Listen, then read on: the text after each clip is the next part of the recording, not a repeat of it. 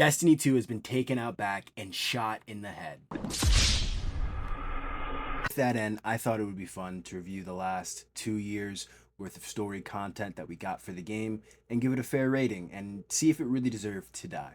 So the last 2 years of content were Lightfall and its seasons, and the final shape and its seasons, as well as Edge of Fate, Ashen Iron, and Renegades, and then the DLC content that we just got. And obviously, looking at it from an insider perspective, I'm going to have some bias here. But I personally believe that Destiny did not deserve to die. The story was just getting good. I think their shortcomings definitely were Lightfall. That story was extremely weak. I mean, the fact that we didn't know what the Veil was the entire story was a problem. And honestly, it was a slip in the quality of work that we expected to come from a Bungie story. Now, granted, there were some very cool things with Lightfall's story. I'm looking at you, Nezarec, specifically. And with Nezarec in particular, I want to dive in there because that was a character that was built up in the lore for years. I mean, if we go all the way back to Destiny 1 with the Sin of Nezarec, this is a pivotal foundation that Destiny was standing on. This was a pivotal character that was hinted at in the lore. Outside of setting up Nezarec as the final raid boss, Lightfall was Guardians traveling to Neptune and discovering a hidden city on Neomuna. Now that I have an issue with because we had no idea, no hints, no nothing that there was another city. I mean, the last city was given the name the last city for a reason. We thought that the Guardians and the people on Earth were the last civilization, the last bastion of peace. And then all of a sudden, Bungie decides to retcon that story by adding in Neomuna. I mean, the whole reason we even went to Neomuna in the first place is because the Witness had just carved a hole into the Traveler and was attempting to link up with the Veil. Which, as far as the set pieces go for Neomuna, I think the lore there was rushed. Cloud Striders essentially become a joke within the Destiny community. I mean, they served no purpose. Nimbus is a giant meme, and Rohan, or what's his name, fucking died within the first 3 minutes of the campaign. Pointless.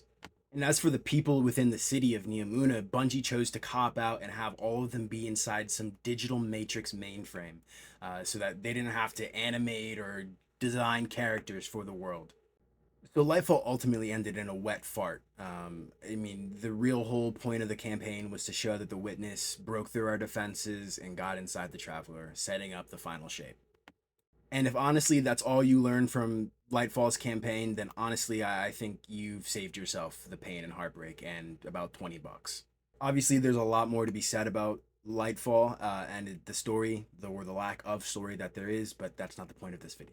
So we're moving on to the Season of Defiance. The Season of Defiance was heavily led by Morosov, and the whole point of the story was to find out why the Shadow Legion were kidnapping people and Fallen, and this was never explained in the story why they were doing this. It ended up being resolved by Amanda Holiday dying, kind of, and then Bungie just completely fucking forgot about it to never revisit it. And Amanda Holliday's death was completely pointless. It was completely avoidable. I think Bungie only added in for shock value. Maybe there was a greater plan on why she died. Maybe we'll see her reborn as a Guardian if Destiny 3 ever gets released, but that's a future we'll never see. So in terms of a grade for these two stories, both of them receive an F. We are off to an amazing start. But now, this is where things really get interesting. Season of the Deep. Titan returns. We work with Asa, a great Leviathan proto creature.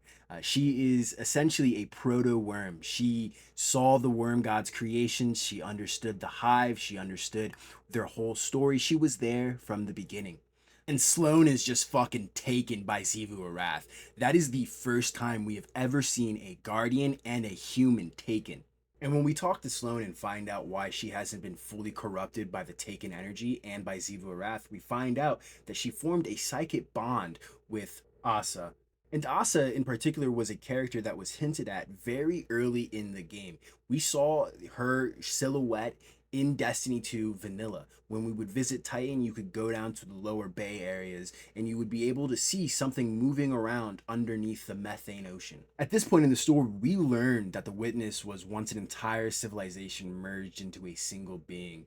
This is really kind of the start of the foundation of exploring the Witness as a character and what its significance is. But to understand the Witness's origins and figure out figure out how to follow through the dimensional portal. The Vanguard need Asa's memories. The Guardian, alongside with the Drifter, Commander Zavala, gather psychic coral. Like what? From the deep depths to amplify Asa and Sloane's connections while fighting Ziva Wrath's forces. Um, I think the lore that came out of this was A tier. I think the story, honestly, kind of C tier, but things did get a bit interesting here. Things were kind of ramping up. We were learning more about the Witness. At this point, Bungie was also adding in little missions that you go back to Niamuna and listen to find out more information about the Veil, its importance. This is also where Bungie kind of started setting up Maya Sundaresh, the conductor. Season's finale, Ziva Wrath attempted to capture Asa to stop her from revealing future secrets. The Vanguard intervened, saving Asa, who then delivered a final message. The message is to successfully pass through the Witness's portal, the Guardian had to seek the help of the Witch Queen Savathun. Which brings us directly into one of the most metal seasons we've ever fucking had. Season of the Witch. Eris Morn in this season becomes a hive god of vengeance. And the whole reason this happens is because the Vanguard urgently needs a way to breach the portal the Witness left behind in the Traveler. Savathun offers the secrets to entering the portal, but in exchange, she demands her sister Zivu Arath be killed. Because Zivu Arath is the hive god of war and effectively fucking immortal, Eris Morn requires an astronomical amount of power to face her.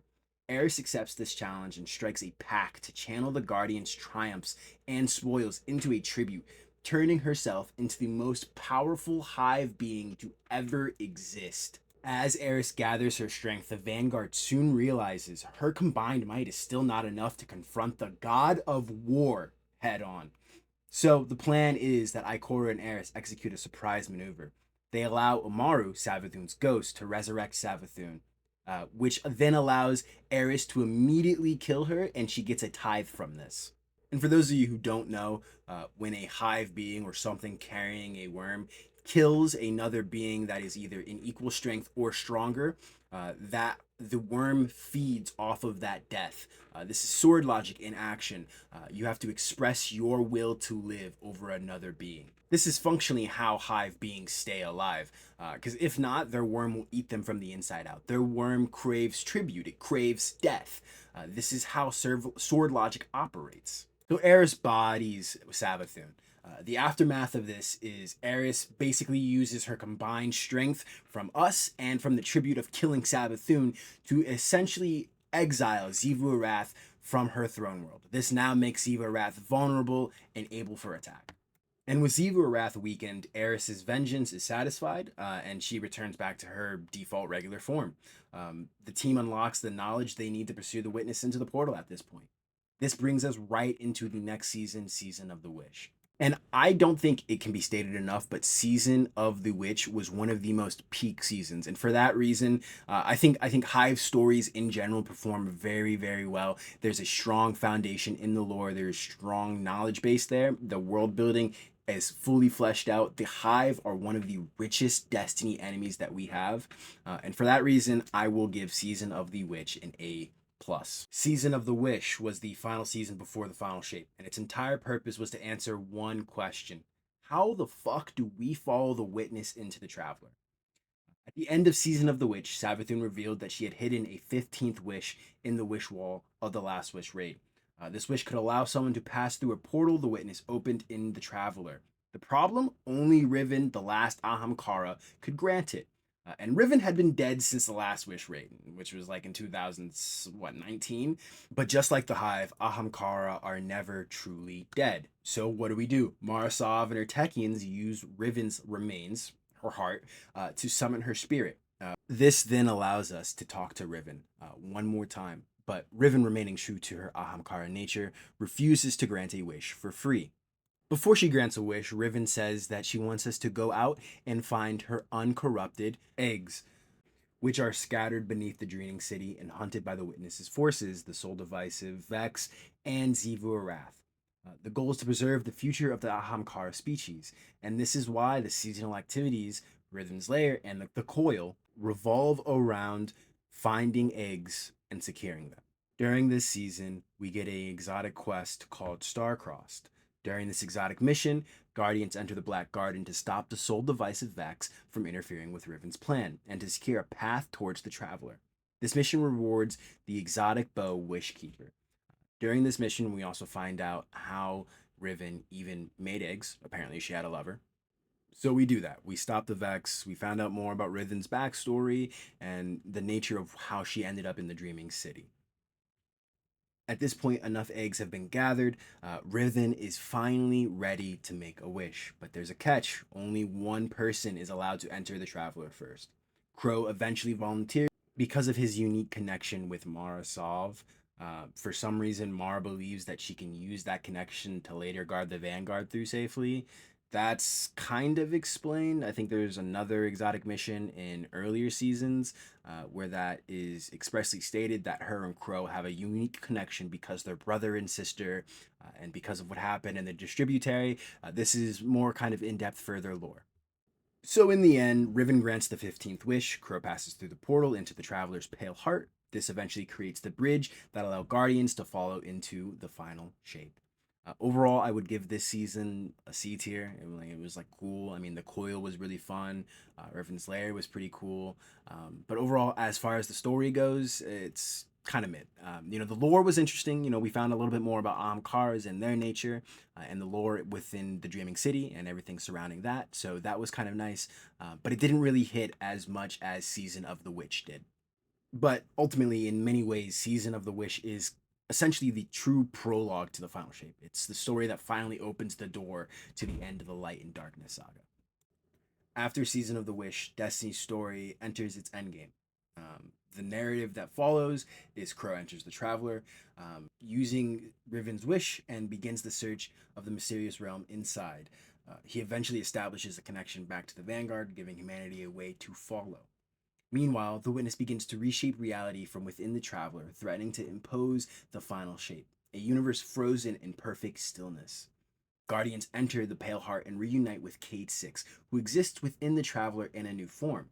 The Witness has fractured the Traveler and is using its power to rewrite as existence. The Vanguard, Zavala, Ikora, and Crow, and the Guardian launch a final assault through the raid and mission Excision. The Witness is defeated permanently, ending the decade-long Light and Darkness Saga. Now, this was a very brief synopsis of the final shape. Ultimately, the reason why Cade 6 came back is because Crow made a wish to Riven unknowingly to bring back Cade 6. He had a lot of regrets in his heart and wished he could go back and say things to Cade that he didn't get the chance to. Riven then granted a wish. Ultimately, I would give the final shape an A plus. This was one of the most peak DLCs we have had in a very, very long time. And I'm kind of skipping past all this part here because Final Shape is well known. Everyone has an opinion on Final Shape. Everyone knows Final Shape was a very, very good DLC. There's not really too much for me to say here that hasn't already been said. After the Witness defeat, the Traveler releases a bunch of Echo Shard memories due to Light and Darkness being connected together. This brings us straight into the episodes, which honestly I don't really think are worth mentioning. The only one that I think is kind of important, I mean, there are two, would be the first episode, which is episode Echoes, and episode Heresy. The reason why these two are both important is episode Echoes introduces us to Maya Sundaresh. She is within the Vex network. She gains the Echo of Command. This allows her to command the Vex, give them unique personalities, and bend them to her will. Episode Heresy is important because the final Echo reaches the Dreadnought and manifests as an echo of Oryx's power, awakening an ancient hive force above the ship. Guardians return to the Dreadnought alongside Eris Morn to confront a new crisis involving the Hive Pantheon, and the question of who should inherit the Taken King's legacy. Eris ultimately works to contain the Echo rather than allowing another tyrant to wield it. The episode closes the remaining major threads of the Hive story and marks the end of the Echoes created by the Witness's death. At this point, with the Witness gone and the episodes kind of concluded, we get a Into the Light kind of style update. This is Right of the Nine. I didn't really play too much back then, but I understand the story. With the Witness gone, mysterious entities known as the Nine become more active. Their former emissary, Orin, warns Guardians that a far greater cosmic mystery remains unresolved. The Nine began resending invitations to humanity, signaling the beginning of an entirely new saga. And this brings us directly into Edge of Fate. In my personal opinion, I think the story of Edge of Fate was one of the most hype settings that could start us into this new saga. In Edge of Fate, the Guardian travels to Kepler, a distant world tied to the Nine. There we meet Lodi, a scientist with deep connections to the ancient beings. The story reveals that the Nine are not simply observers, but they are powerful godlike entities bound to the solar system itself. One of the Nine dies, and a prophecy emerges: bind the Nine, or the solar system will perish. The Nine who died was three, and the reason he died is because Maya Sundaresh, with the Echo of Command, pulled a fourth dimensional being into the third plane and essentially caused a black hole. That shit's fucking crazy. Are you telling me that shit was not gas? That was one of the most fire and most impactful openings we have ever seen to a saga ever. So three's dead. Guardians travel to Kepler. We find out the reason for his death, and we receive the prophecy: bind the Nine, or the solar system will die. This begins the new Fate saga, shifting destiny away from light versus darkness and towards the comic forces between both. This leads us straight into Renegades. The Vanguard classifies the event of Kepler, but the Drifter refuses to let the mystery die. He discovers a new Cabal faction on Mars known as the Barrent Imperium. Without Vanguard approval, Drifter assembles a crew, including Eris Morn, Ido, and Honor Mahal. They uncover a conspiracy involving Dredgen Bale, a rogue guardian tied to the Shadows of Yore. Bale seeks to exploit the prophecy of the Nine and reshape the galaxy with an ancient superweapon. The expansion adopts a space western feel, with Guardians operating outside the law while unraveling the deeper plans of the Nine. By its conclusion, it becomes clear that the prophecy surrounding the Nine is only the beginning, and the fate of the solar system itself hangs in balance. For the story of Edge of Fate, it receives an A plus. That was a peak moment, honestly, for the story of Destiny, and it's unfortunate that the gameplay of it sucked. For Renegades, I would give Renegades personally a B tier, maybe even a C tier. I really wasn't a big fan of the story. I mean, it was cool, and I was excited to deal with Dredgens, and I just think things were kind of wasted on the Star Wars aspect. Ultimately, when we look back at the end of Destiny 2, I think what's going to be most important is that the story, or at least the narrative, had some really fucking good high points. Ultimately, I think it is a mistake because of the things that were revealed in the June 9th update. We had a direct confrontation with the Winnower, the being that created the Witness. This is the paracausal force of darkness. This is the embodiment of death. And ultimately, I think it is such a missed opportunity and a letdown to let Destiny 2 die here, especially when the story was just getting started. Granted, we haven't seen layoffs yet, and I'm hoping that they don't come anytime soon. But if they do, it's been one hell of a ride, Guardians, and I'll see you Starside.